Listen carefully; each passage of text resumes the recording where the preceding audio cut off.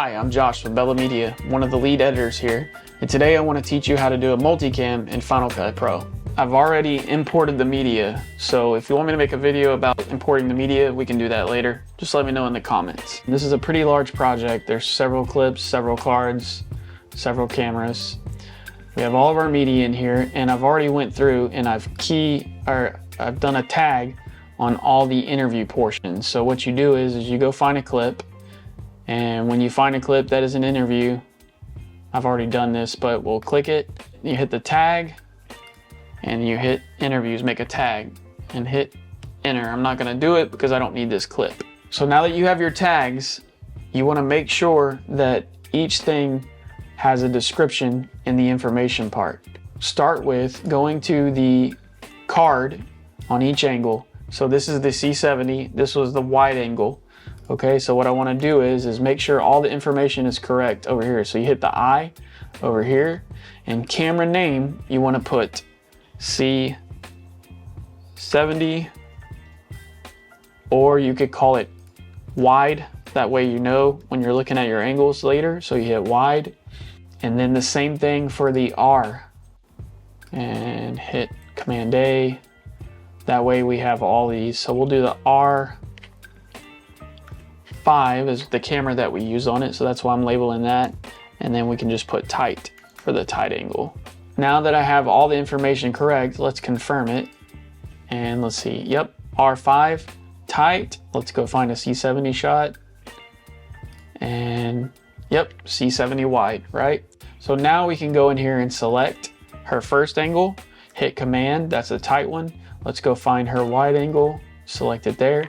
Now we're gonna right click and hit New Multicam. Title it Interview A. And we're gonna use the interview portion for the events. Use audio for synchronization, hit enter. Okay, now that it's synced up, you can double click it, and we wanna check it. So we're gonna, in order to check it, let's listen to this and find out where our main audio source is, because I'm not sure yet. All right, that doesn't sound like that's gonna be the wide angle, the audio. But I'd love to have something for your mom to get into this. So let's go listen to the R, and we're gonna turn the audio off there, but leave the monitor on that one. So you can switch between the angles that you wanna see while you play. Match. So it sounds like our audio is coming from the R5 tight angle, and it looks like it's all synced. Let's go down here and do another check. For my brother-in-law. So he's a great guy. He really is. Good. And what I like to do is I like to go ahead and make the audio sound right. So that's doing noise removal, boosting the levels, and doing all that in the multicam. So when you put it on your timeline, anywhere you put it, it'll keep those settings, and you don't have to change each clip after we do multiple cuts. So what we'll do is we'll go to the audio, we'll hit our audio here. What I like to do, it sounded like the levels were right. So Garrett has given me so much information. He emailed Cam and I both. Our producers here like you to hit around 6 or -0. So it's hitting in the right spot. So what I'm gonna do, I'm not gonna do a loudness. What I'm gonna do is just voice isolation. So we'll listen to that. He emailed Cam and I. That don't sound right. We'll give it a second and let the computer kind of catch up. Maybe there's a issue with the computer. Email. And it's a lot of winks and... That's weird. See, I've never had that happen, but let's see what happens. We'll kind of play around with it and see. I'm gonna boost it up to 100 and see if that does anything. What took him 5 hours. Actually, let's double check. They may have dual roads on here. So this is what happens when you get media and you don't have all the information as an editor. You have to really click through and play with some things and figure out how they actually shot it. Because a lot of times I wasn't on this set, so I don't know how the cinematographer or the director or whatever, how they captured the audio. So I really have to play around with it and figure it out. So we're gonna hit dual mono and see if this is a multi-channel thing. Let's look at it, let the waves happen. Let's disable that. An email. and it's a lot of links and just information on every individual out here because I can't keep it all separated. I can't figure out who is who, and it's just too much. So I have a lot of studying to do when I get home, so I'm super excited. Okay, it looks like they do have 2 different channels in one set. On every individual out here because I can't keep it all separated. I can't figure out who is who, and it's just too much. So I have a lot of studying to do. So it just takes a lot of playing around. Just information. Yep. And then let's do a voice isolation here.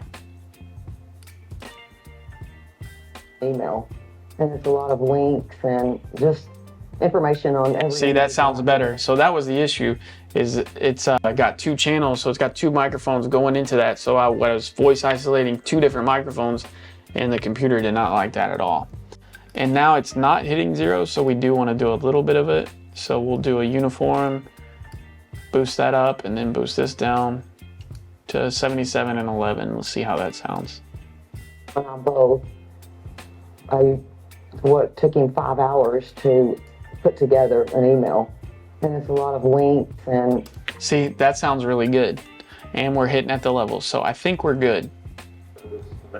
Now sometimes you can go ahead and make the color to what you want, but that takes up a lot of computer space and it slows you down, so I don't do that. But I will do the audio, and we are working with proxies. With a big project like this, I would highly recommend that you do proxies.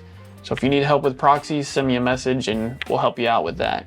So now what I want to do is make a new project and make sure we're at 1080. Look at your settings, always look at your settings and make sure that you're in the right settings. Typically around here, what we want to do is we want to do a 1080 timeline at 23.98. That's what we do here. Everyone else does it different. So figure out what you need, what fits you best, and then do it that way. And we'll take this first one and drag it down. Now what I'll probably do is go make all the other multicams and just line them out here. So what I like to start with, there's several ways you can do this. Like I said, I'll give you a couple of options. I turn all this off. I like to see the levels real big, so I'll make the levels real big like that. And I will, see, that's not our audio, so now we want to select our audio. Come over here, make sure all this is on, and let's select the tight audio. That's where our main audio source was coming from. So now that's selected that, right?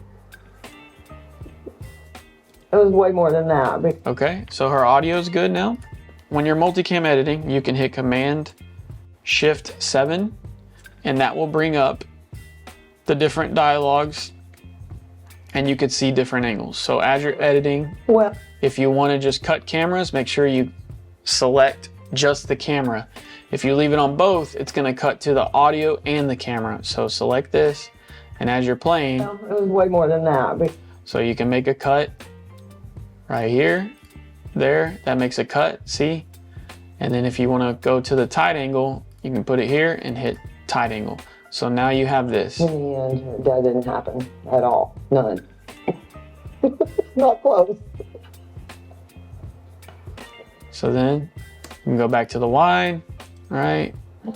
And then back to the tight, and then you have a little sequence where you go tight, wide, I just have a great amount of back tight. Like I said, everyone has their ways and their processes. This is just the way that I've learned, that I've found that it works best. If you have any other suggestions or ways that you do multicam, please let me know in the comments. I would love to hear your feedback. If you have any questions or you need some more help, please reach out to me. I would love to help you. Thank you for watching this video, and happy editing.